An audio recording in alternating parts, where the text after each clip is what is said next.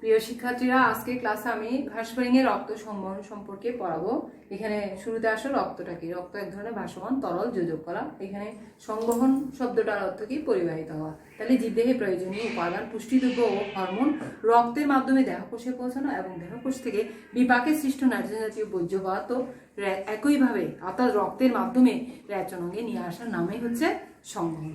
তাহলে শিক্ষার্থীরা তোমরা আবার একটু খেয়াল করো, রক্ত সংবহন তন্ত্র। রক্তটা কি? এক ধরনের ভাসমান তরল যোজক কলা। এখানে সংবহন শব্দের অর্থ হচ্ছে পরিবাহিত হওয়া। তাহলে পরিবাহিত কিভাবে হচ্ছে দেখো, জীবদেহে প্রয়োজনীয় উপাদান। এটা দেখো এখানে আমি আরো দিয়ে দেখাইছি, জীবদেহে প্রয়োজনীয় উপাদান, পুষ্টিদ্রব্য ও হরমোন রক্তের মাধ্যমে দেহকোষে পৌঁছানো এবং দেহকোষ থেকে বিপাকে সৃষ্ট নাইট্রোজেন জাতীয় বর্জ্য রক্তের মাধ্যমে রেচন অঙ্গে ফিরে আসার নামই হচ্ছে সংবহন।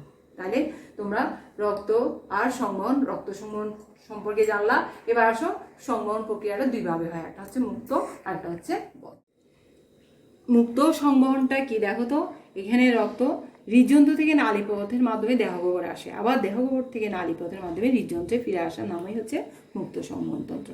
তাহলে মুক্ত সংবহনটা কোথায়, কোন কোন প্রাণীর মধ্যে দেখবো আমরা? আরশোলা, ঘাসফড়িং এবং যত অমেরুদণ্ডী প্রাণী আছে, এছাড়া মোলাস্কা পর্বে শামুক, ঝিনুকের মধ্যে এটা দেখতে পাওয়া যায়। তাহলে মুক্ত সংবহনটা আবার বলছি, খেয়াল করো, এটা হৃদযন্ত্র থেকে নালীপথের মাধ্যমে দেহগহ্বরে আসবে, আবার দেহগহ্বর থেকে নালীপথের মাধ্যমে হৃদযন্ত্রে ফিরে আসার নামই হচ্ছে মুক্ত সংবহন।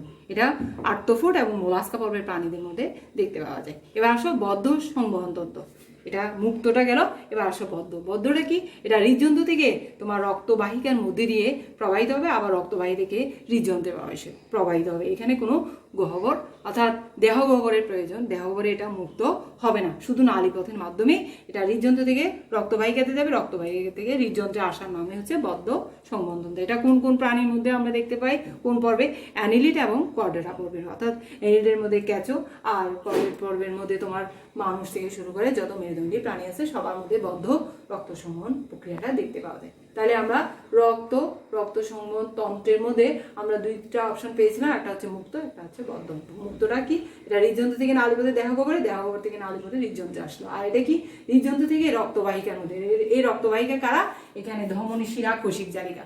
অর্থাৎ এটা হৃদযন্ত্র থেকে রক্তবাহিকাতে আসবে, আবার দেখো অ্যারো চিহ্ন উপরের দিকে আছে, আবার রক্তবাহী থেকে হৃদযন্ত্রে প্রবেশ করার নাম হচ্ছে বদ্ধ সংবহন। এটা অ্যানিলিড এবং কর্ডেট পর্বের প্রাণীদের মধ্যে আমরা দেখতে পাই। এখন আসো আরশোলার, এটা হচ্ছে ঘাসফড়িং। ঘাসফড়িং এর এই রক্ত সংবহন তন্ত্রের মধ্যে তিনটা অংশ দেখতে পাই। একটা হচ্ছে হিমোসিল, আর একটা হচ্ছে হিমোলিন, আর একটা হচ্ছে তোমার পৃষ্ঠীয় বাহিকা। এখানে হিমোসিলটা কি খেয়াল করো, এই যে দেখো এখানে মানুষের বদ্ধ রক্ত সংবহন আর হচ্ছে ঘাসফড়িং এর মুক্ত, এটা রক্ত, এটা হিমোলিন, এদিকে দেহগহ্বর দেখো হিমোসিল, হৃৎপিণ্ড দেখো পৃষ্ঠীয় বাহিকা, এখানে শিরাধমনী থাকে, এখানে থাকবে না। আর মানুষের ক্ষেত্রে 4 প্রকোষ বিশিষ্ট, এটা ঘাসফড়িং এর ক্ষেত্রে 7 প্রকোষ বিশিষ্ট। এখানে অলিন্দ নীলয়ের মাঝে কপাটিক আছে, আর এখানে অস্ট্রিয়া দুটি প্রকোষ্ঠের মাঝে আছে। এটা মানুষের ছবি দেখো, মানব দেহের ছবি, আর এটা হচ্ছে ঘাসফড়িং এর ছবি। তাহলে খেয়াল করো, এখন আমি এখানে কি বললাম? হিমোসিল, হিমোলিন আর হচ্ছে পৃষ্ঠীয় বাহিকা। হিমোসিলটা কি? ভ্রূণীয় বিকাশের সময় এটা তোমার প্রকৃত সিলোমের প্রাচীর ফেটে যায়। তাহলে কি বললাম? হিমোসিলের ক্ষেত্রে আমি বলছি ভ্রূণীয় বিকাশের সময় প্রকৃত সিলোমের প্রাচীর ফেটে যায়, হিমোসিল। এখানে একটু করে বলতে হয়, এই যে হাইমা শব্দের অর্থ হচ্ছে তোমার রক্ত, আর কয়লা শব্দের অর্থ হচ্ছে গহ্বর। তাহলে হিমোসিল শব্দের অর্থ কি? এটা রক্তপূর্ণ একটা গহ্বর। কিভাবে বলতে হবে? ভ্রূণীয় বিকাশের সময় প্রকৃত সিলোমের প্রাচীর ফেটে যায়, ফেটে গিয়ে ব্লাস্টোসিলের সাথে একাকার হয়ে যায়, আর এটা হচ্ছে রক্তপূর্ণ। এরপর এখানের মধ্যে আমি দুটা অনুপ্রস্থ পর্দা বা ডায়াফ্রাম পাবো এবং 3টি সাইনাস পাবো। একটা হচ্ছে তোমার কি? Pericardial sinus, perivisceral sinus, perineural sinus. Pericardial sinus এটা হৃদযন্ত্রের একটা তোমার উপরের দিকে থাকবে পৃষ্ঠীয় পর্দা, আর নিচের দিকে অর্থাৎ অঙ্কীয় দিকে থাকবে তোমার কি? স্নায়ুরজ্জুর ঠিক নিচের দিকে থাকবে অঙ্কীয় পর্দা। এখন আমরা এই হিমোসিলের মধ্যে যে তোমার পেরিকার্ডিয়াল, এটা পৃষ্ঠীয় পর্দা ঠিক উপরে অবস্থান করবে, এখানে হৃদযন্ত্র বিদ্যমান। এরপর আসো পেরিভিসেরাল, এটা মাঝখান বরাবর অবস্থান করবে, এখানে কি কি থাকবে, এরা পৌষ্টিক নালীকে ধারণ করে। এরপর আসো পেরিনিউরাল সাইনাস, এটা স্নায়ুরজ্জু ধারণ করে। তাহলে তিনটা সাইনাসের কথা বলা হলো, একটা হচ্ছে তোমার পেরিকার্ডিয়াল, এই যে দেখো পেরিকার্ডিয়াল সাইনাস, এরপর আসে পেরিভিসেরাল সাইনাস, এরপর আসে পেরিনিউরাল। পেরিকার্ডিয়ালটা কোথায়, এটা পৃষ্ঠপথার ঠিক উপরে অবস্থিত, আর পেরিভিসেরালটা তোমার এটা পৌষ্টিক নালীকে ধারণ করে। আর এটা দেখো স্নায়ুরজ্জু, পেরিনিউরাল সাইনাস এটাতে স্নায়ুরজ্জু অবস্থান করে। এবার আমরা হিমোসিলের মধ্যে একটা কথা বলা হয়েছে, এখানে প্রকৃত সিলোমের প্রাচীর, অর্থাৎ কি বলেছিলাম, হিমোসিল এটা তোমার ভ্রূণীয় বিকাশের সময় সিলোমের প্রাচীর ফেটে গিয়ে ব্লাস্টোসিলের সাথে একাকার হয়ে যায়। এখানে তোমাদের মনে প্রশ্ন আসতে পারে সিলোমটা কি, এটা সিলোমটা হচ্ছে এমন এক ধরনের দেহগহ্বর যা মেসোডার্মাল কোষস্তর থেকে উদ্ভূত। দেখো সিলোম হচ্ছে এক ধরনের দেহগহ্বর যা মেসোডার্ম থেকে উৎপন্ন এবং পেরিটোনিয়াম কোষ দ্বারা আবৃত। এটা ঘাসফড়িং ত্রিস্তরী প্রাণী, এর মধ্যে অ্যাক্টোডার্ম, মেসোডার্ম এবং এন্ডোডার্ম দেখা যায়। ধরো এটা একটা সিলোমের ছবি দেওয়া আছে, দেখো এটা এর ভিতরের দিকে যে কোষগুলো আছে তাই হচ্ছে পেরিটোনিয়াম কোষ দ্বারা এটা আবৃত। তাহলে সিলোমটা কি, এক ধরনের দেহগহ্বর যা মেসোডার্ম থেকে উদ্ভূত। এবার আমরা হিমোলিম্পে চলে যাচ্ছি।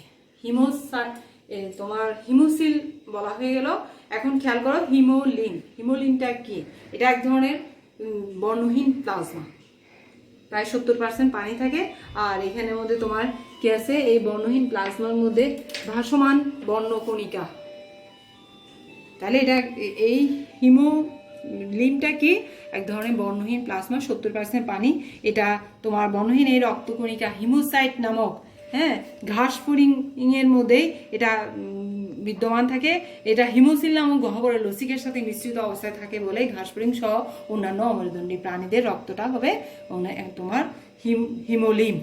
আর এখানে কোনো হিমোগ্লোবিন না থাকায় এটা কি, এদের রং বর্ণহীন। এদের কাজটা কি হতে পারে, এরা তোমার রেচন দ্রব্য এবং খাদ্যসার পরিবহনে সাহায্য করে, এছাড়া বর্জ্য পরিবহনে সাহায্য করে, তারপর খোলস নির্মোচনে সাহায্য করে, আর হচ্ছে তোমার কার্বোহাইড্রেট জমা রাখতে সাহায্য করে, এছাড়া ডানার উড্ডয়নে সাহায্য করে থাকে। তাহলে আমরা হিমোলিম্পের মধ্যে কি, এটা এক ধরনের বর্ণহীন রক্তকণিকা। এটা তোমার ঘাসফড়িং সহ অন্যান্য প্রাণী অর্থাৎ লসিকের সাথে মিশ্রিত অবস্থায় থাকে এবং এই জন্য এরা সাদা বর্ণের। তাই লসিক এটা কি, এক ধরনের তোমার দুধের মতো সাদা তরল টিস্যু। এবার আমরা হিমোলিম্পের পরে যাচ্ছি পৃষ্ঠীয় বাহিকা। পৃষ্ঠীয় বাহিকার ক্ষেত্রে খেয়াল করো, এখানের মধ্যে ছিদ্রযুক্ত অংশ আছে। এই যে হৃদযন্ত্রের ধরা একটা এই ছবিটা রক্ত সংবহনতন্ত্রের ছবি, এখানে হৃদযন্ত্রের প্রকোষ্ঠ ছিদ্রযুক্ত অংশগুলিকে আমরা কি বলবো, অস্ট্রিয়া। অস্ট্রিয়ার মুখে কি আছে, কপারিকা বিদ্যমান। এই যে দেখো এগুলো সব হৃদযন্ত্র। আর ঘাসফড়িং এর হৃদযন্ত্র 7 প্রকোষ বিশিষ্ট। এখানে যেহেতু এটা অমেরুদণ্ডী প্রাণী, তার সাথে আরও কিছুটা, আরশোলার ক্ষেত্রে 13 প্রকোষ বিশিষ্ট, আর ঘাসফড়িং এর ক্ষেত্রে 7 প্রকোষ বিশিষ্ট। এখন দেখো হৃদযন্ত্রের মুখে যে ছিদ্রটা আছে তাই হচ্ছে কি তোমার অস্ট্রিয়া, আর ওর মধ্যে কপারিকা বিদ্যমান আছে। এছাড়া এখানের মধ্যে তোমার কি আছে, তোমার সাইনাস বিদ্যমান রয়েছে। আর এই পৃষ্ঠীয় বাহিকার মধ্যে দেখো 6 জোড়া তোমার কোণাকার 6 জোড়া পেশি আছে, এগুলিকে বলা হয় অ্যালারি পেশি। এখানে খেয়াল করো হৃদযন্ত্র এবং অ্যালারি পেশি সংকুচন এবং প্রসারণ হয় এবং এরা ঢেউয়ের মতো আন্দোলিত হতে থাকে। এদের স্পন্দন প্রতি তোমার 100 থেকে 110 বার হয়। আবার এই যে ঘাসফড়িংয়ের সংবহন সমাপ্ত হতে সময় লাগে 30 থেকে 60 মিনিট, কিন্তু মানুষের ক্ষেত্রে এটা একবার সংবহন হতে সময় লাগে 5 থেকে 6 মিনিট। তাহলে দেখো আমি এখানে কি বললাম, এখানে হৃদযন্ত্র এবং অ্যালারি পেশি সংকুচন এবং প্রসারণ হয়, এটা ঢেউয়ের মতো আন্দোলিত হয়। এরপর এটা কি হলো, তোমার অ্যাওটা, এই যে অ্যাওটার মাধ্যমে মস্তকে সাইনাসে এসে প্রবেশ করে। এবার মস্তকের সাইনাস থেকে এটা কি করবে, তোমার এখানে 2টা অ্যাওটা দেখতে পাচ্ছি আমরা, একটা সম্মুখ একটা পশ্চাৎ। তাহলে এই সংকুচন এবং প্রসারণ হয় এবং সম্মুখ এই যে দেখো অ্যারো চিহ্নের মাধ্যমে দেখানো হয়েছে, সম্মুখ অ্যাওটাতে আসে, অ্যাওটার মাধ্যমে এটা মস্তকের সাইনাসে আসে। এবার সাইনাস থেকে এটা তোমার তোমার পেরিভিসারাল সাইনাসে প্রবেশ করবে। এবার পেরিভিসারাল সাইনাস থেকে আবার দেখো নিচের দিকে অ্যারো আছে, পেরিনিউরাল সাইনাসে আসে প্রবেশ করলো। এবার পেরিনিউরাল থেকে এবার ওরা কি করবে, পশ্চাৎ অ্যাওর্টার মাধ্যমে পেরিকার্ডিয়াল সাইনাসে প্রবেশ করবে। এভাবে কি হবে, পেরিকার্ডিয়াল থেকে আবার এই যন্ত্রের মাধ্যমে এই যে অ্যালারি পেশি সংকোচন এবং প্রসারণ হয় এবং অ্যাওর্টা আবার মস্তকের সাইনাস, তারপর আবার পেরিভিসারাল, পেরিনিউরাল, এইভাবে চক্রের পুনরাবৃত্তি হতে থাকবে। অর্থাৎ এইভাবে সংবহন প্রক্রিয়াটি সমাপ্ত হয়। তাহলে ঘাসফড়িংয়ের রক্ত সংবহনের মধ্যে আমরা দেখতে পাচ্ছি কি কয়টা অংশ আছে, এই যে তোমার সম্মুখ অ্যাওর্টা, পশ্চাৎ অ্যাওর্টা, মস্তকের সাইনাস, অ্যালারি পেশি, হৃদযন্ত্র। তাহলে এইভাবে একবার তোমার কি হলো, তোমার পেরিকার্ডিয়াল থেকে অ্যাওর্টা, অ্যাওর্টা থেকে মস্তকের সাইনাস, পেরিভিসারাল, পেরিনিউরাল, এভাবে চক্রের পুনরাবৃত্তি হতে থাকে। রেচনতন্ত্র পড়বো আমরা, ঘাসফড়িংয়ের রেচনতন্ত্র। রেচনের মধ্যে আমরা প্রথমে আসো, রেচনটা কি। আমি জাতীয় খাদ্য, বিপাকী সৃষ্ট নার্সি জাতীয় বর্জ্য পদার্থ নিষ্কাশন প্রক্রিয়াকে বলা হয় রেচন। এখানে ঘাসফড়িংয়ের রেচন অঙ্গের নাম হচ্ছে মালফিজিয়ান নালিকা। এছাড়া এখানে কিছু অতিরিক্ত অংশ আছে যেটা মেদপুঞ্জ, ইউরিকোস এবং কিউটিকল নামে বিভক্ত। তাহলে মেদপুঞ্জটা কি করে, এর মধ্যে এই মেদপুঞ্জের মধ্যে ইউরেট জমা করে রাখে, আর ইউরিকোসের মধ্যে ইউরিক অ্যাসিড জমা করে। এছাড়া এটা পুরুষ ঘাসফড়িংয়ের ক্ষেত্রে দেখা যায় যখন জননের সময় আসে তখন এরা ইউরিকোস হিসাবে তাকে নিষ্কান্ত করে। এবার কিউটিকলটা কোথায় দেখবো, নিম্ফ অবস্থায়, অর্থাৎ ঘাসফড়িং যখন ছোট শিশু অবস্থায় থাকে নিম্ফ অবস্থার মধ্যে এটা দেখা যায়, এটা কোলস মোচনের সময় এই কিউটিকলের মধ্যেই বর্জ্যটা জমা করে রাখে। তাইলে আমরা আসলে এই যে ঘাসফড়িংয়ের রেচনটা মধ্যে আমরা রেচনটা কি বললাম, আমি জাতীয় খাদ্য, বিপাকে সৃষ্ট নার্সি জাতীয় বর্জ্য নিষ্কাশনটাই হচ্ছে রেচন প্রক্রিয়া। আর এখানে এই রেচন অঙ্গের নাম কি, মালফিজিয়ান নালিকা। এখন আমরা এটার আবিষ্কারককে মেসিলো মালফিজি নাম অনুসারে এটা নাম হলো মালফিজিয়ান নালিকা। আর এটা কোথায় তোমার, এটার অবস্থানটা কি, এটা মধ্য এবং পশ্চাৎ পৌষ্টিক নালীর সংযোগস্থল বরাবর এটা অবস্থান করে। এছাড়া এটার মধ্যে কি আছে, তোমার বাইরের দিকে তোমার এপিথেলিয়াল কোষ আছে। খেয়াল করো, এই যে দেখো এই ছবিটার মধ্যে আমরা ছবিটা আঁকছি, এর বাইরের দিকে কোষগুলো হচ্ছে এপিথেলিয়াল কোষ দ্বারা আবৃত, আর বাইরে একটা পর্দা আছে যাকে বলা হয় বেসমেন্ট পর্দা। আর আঙ্গুলের মতো অভিক্ষেপ দেখা যায়, এগুলিকে বলা হয় মাইক্রোভিলাই। অনেকগুলো মাইক্রোভিলাই একত্রিত হয়ে এটা ব্রাশ বর্ডার গঠন করে। এটা নরমক্ষম নয়, তবে যেহেতু এটা হিমোলিম্ফ আছে এই জন্য এটা পুরোটাই একসাথে নরমক্ষম হয়। তারপর দেখো এই যে এটার তোমার মালফিজিয়ান নালিকার গঠনটা আমরা পড়ে নিলাম। এবার আসো রেচন প্রক্রিয়া। রেচন প্রক্রিয়ার মধ্যে এটা হিমোলিম্ফের থাকা অবস্থায় এর মধ্যে বর্জ্য হিসেবে দেখো ইউরিয়া এবং ইউরেটস পাওয়া যায়। এই ইউরিয়া এবং ইউরেটস মালফিজিয়ান নালিকার মধ্যে শোষিত হয়, আর এই শোষিত অংশটা আবার কি হলো, এই ইউরিয়া এবং ইউরেটস ইউরিক অ্যাসিড হিসাবে জমা হয়। এবার অর্থাৎ এরা ইউরিয়া এবং ইউরেটস ইউরিক অ্যাসিডে পরিণত হলো। এখান থেকে পানি শোষণ হবে, আর কিছু অংশটা তোমার আন্তরিক গহ্বরে যাবে, অন্যান্য মলের সাথে মিশে এটা বায়ুপথে শুষ্ক মল হিসেবে বাইরে নিষ্কান্ত হবে। তাহলে খেয়াল করো তোমরা রেচন প্রক্রিয়াটা, এই যে তোমার রেচন প্রক্রিয়ার মধ্যে আমি কি বললাম, হিমোলিম্ফ থেকে তোমার বর্জ্য হিসেবে তোমার ইউরিয়া এবং ইউরেটস মালফিজিয়ান নালিকায় গেলো, শোষিত হলো। এরপর এরা ইউরিয়া এবং ইউরেটস কিসে পরিণত হলো, ইউরিক অ্যাসিডে পরিণত হলো। এই ইউরিক অ্যাসিড থেকে কিছু অংশ পানি শোষণ হবে, আর কিছু আন্তরিক গহ্বরে যাবে, অন্যান্য মলের সাথে মিশে এটা বায়ুপথে শুষ্ক মল হিসেবে বাইরে নিষ্কান্ত হবে।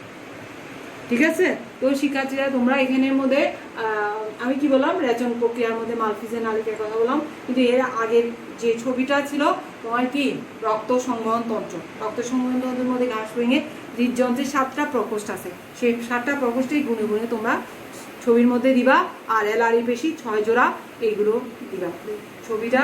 আর পরীক্ষা এটা অনেকবার আসে, আর অনেক সময় এটা এখানে তোমার এটা রেচন অঙ্গের নাম কি দিতে পারে, মালফিজিয়ান নালিকা ব্যক্তিকে, আর কে আবিষ্কারক কে, মালফিজি নাম আসলে। আর এটা কেমন, এটা হালকা হলুদ আবো, মালফিজিয়ান নালিকাটা দেখতে কেমন হালকা হলুদ আবো। আর এটার অবস্থানটা কোথায়, মধ্য এবং পশ্চাৎ পশ্চিম নালীর সংযোগস্থল বরাবর অবস্থান।